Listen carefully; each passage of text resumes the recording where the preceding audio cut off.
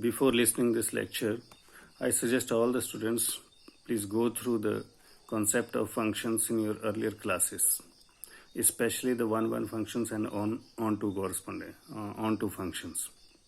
One-one and on-to functions are generally known as one-one correspondence. So based on one-one correspondence, I have created a question on two right cosets of H of a subgroup in G. So let us see the question. H be a subgroup of a given group G, then prove that there is one-one correspondence between the two right cosets of H in G. How to prove it? I will prove that there is a function between two right cosets of H in G such that it is one-one and on-to. उसके लिए मुझे क्या करना है, G से कोई दो element लेता हूँ मैं A और B, ताकि मैं दो राइट कोसेट्स डिफाइन कर पाऊँ HA और HB.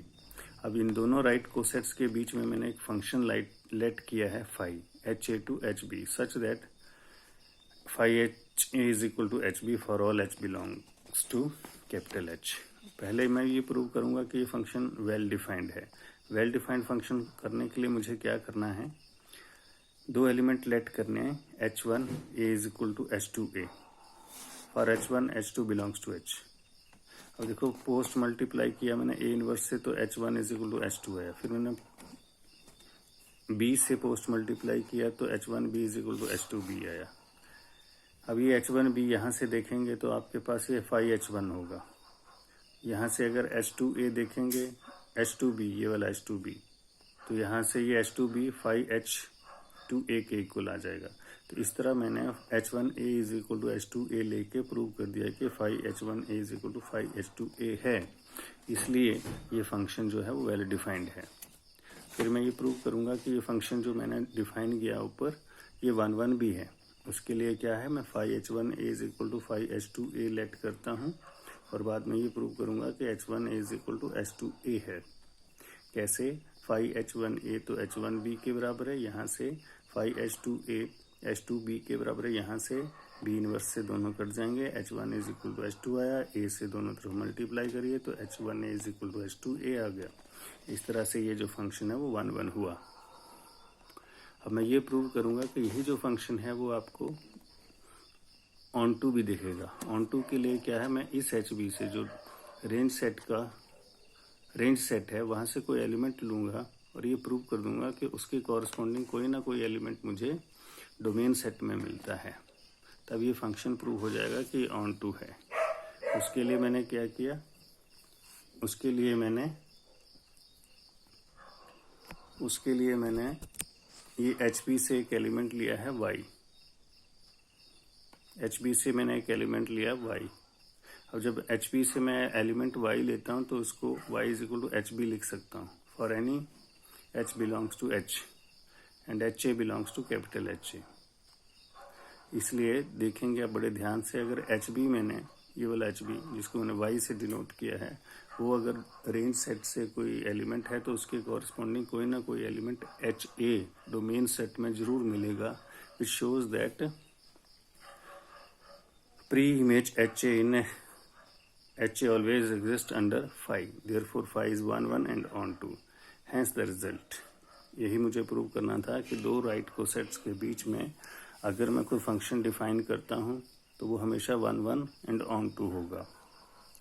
तो इस क्वेश्चन की प्रैक्टिस के लिए आपको एक क्वेश्चन और दे रहा हूँ मैं. ये लिखा है, ये तो मैंने बात करी राइट कोसेट्स की. अगर यही कोसेट मेरे पास लेफ्ट कोसेट हो जाए, यानी कि लेफ्ट कोसेट्स के बीच में अगर मैं कोई फंक्शन डिफाइन करता हूँ तो वो भी वेल डिफाइंड होगा, वो भी 1-1 होगा और वो ही N2 होगा. तो पूरे का पूरा क्वेश्चन पिछला ही चलेगा. बस फर्क ये है कि आपने HA की जगह AH लिखना है, यानी कि लेफ्ट कोसेट्स बनाने हैं. राइट कोसेट्स में आप ग्रुप के एलिमेंट को सब ग्रुप से मल्टीप्लाई करते हैं ऑन राइट साइड, और लेफ्ट कोसेट में आप सब ग्रुप को मल्टीप्लाई करते हैं लेफ्ट साइड से किसी भी ग्रुप के एलिमेंट से.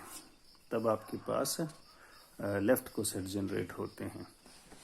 अब ये जो 48 क्वेश्चन है ये अभी आपने नहीं करना है, ये कॉन्ग्रुएंट मॉडलों के ऊपर बेस्ड है, जो कॉन्ग्रुएंट मॉडलों के ऊपर आपको थोड़ा सा वर्क ओवर कराएंगे तो उसके बाद ये क्वेश्चन करेंगे।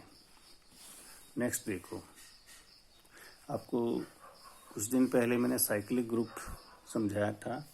साइक्लिक ग्रुप याद करें, साइक्लिक ग्रुप क्या था? साइक्लिक ग्रुप ऐसा ग्रुप था जो जिसके सारे एलिमेंट एक ही एलिमेंट से जनरेट हो जाते हैं, सिंगल एलिमेंट से जनरेट होते हैं, उसको हम साइक्लिक ग्रुप कहते हैं। अब मेरे पास साइक्लिक ग्रुप है एक जिसका ऑर्डर है 8। ये अब जब साइक्लिक ग्रुप ऑर्डर 8 का है, इट मीन्स कि उस ग्रुप में 8 एलिमेंट हैं। तो आपको ये बताना है कि उसमें जनरेटर कितने हैं, कितने एलिमेंट उस ग्रुप को जनरेट कर सकते हैं। तो उसके लिए ये फॉर्मूला है, number of generator is equal to 5 8। अब 5 8 है, 8 को आप लिखेंगे, ये फॉर्मूला है, याद कर लीजिएगा इसको, 5 2 क्यूब। अब ये जो 5 2 क्यूब है इसको कैसे खोलते हैं? 2 की पावर 3 जो यहाँ है, बिल्कुल यहाँ जो एलिमेंट है माइनस 2 की पावर 3 माइनस 1। अगर यहाँ 2 की पावर 4 होता तो 2 की पावर 4 माइनस 2 की पावर 4 माइनस 1। 2 की पावर 5 है तो 2 की पावर 5 माइनस 2 की पावर 5 माइनस 1। तो जो भी आंसर सब्ट्रैक्ट करके आएगा वही आपके नंबर ऑफ जनरेटर्स आएंगे साइक्लिक ग्रुप में। तो आज के लिए बस इतना ही। Thank you.